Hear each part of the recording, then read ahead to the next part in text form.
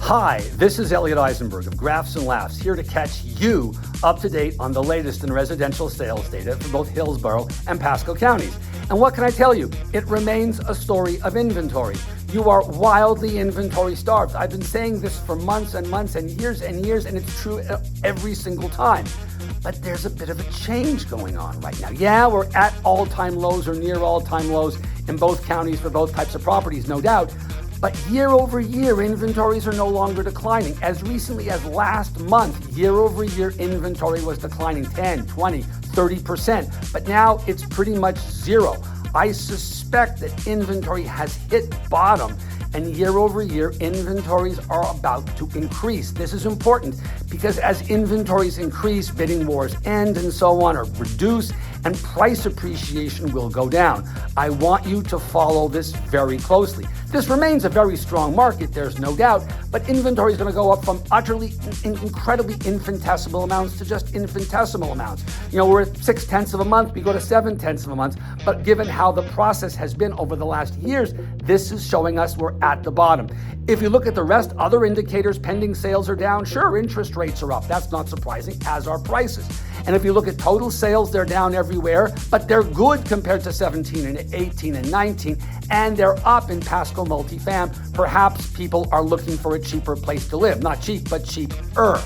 And if you look at prices, wow, they're up everywhere across the board, up huge amounts. This remains a very strong seller's market, but inventory is beginning to show signs of bottoming out. That's critical to pay attention to.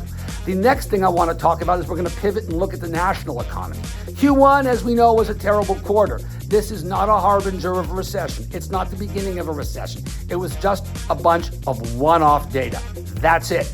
If you look at overall 22 expectations, they're okay. They're not great. They've been marked down. After all, China's slowing because of policy decisions they've made. Russia and Europe are doing poorly because of a shooting war. Japan's not doing great. We're slowing and so on. So we're going to get trend growth in 22 probably, which is a markdown from what I had hoped it would be a few months ago, but it is what it is. The big issue, public enemy number one, is inflation. It remains bad. The Fed's behind the 8 ball. It's at 8%. We've only had 3 other occasions when inflation's been 8% or higher.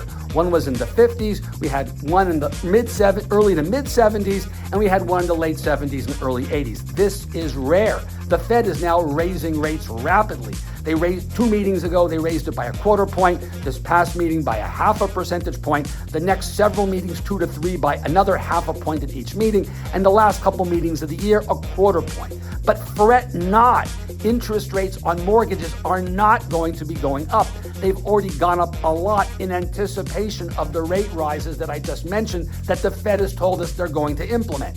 So I think mortgages really don't go up much more than they are. Maybe they hit 5.75 or 6, but that's really it. I don't see it being any higher than that. The last thing I want to talk about and leave you with is the possibility of recession. When the Fed raises rates, the likelihood of having a recession is high. And when the Fed raises rates to quash inflation that's very high, the chances are higher.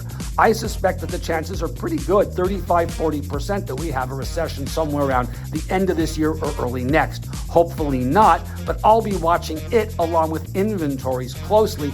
I want you to do the same. That's it for now. I look forward to seeing you next month.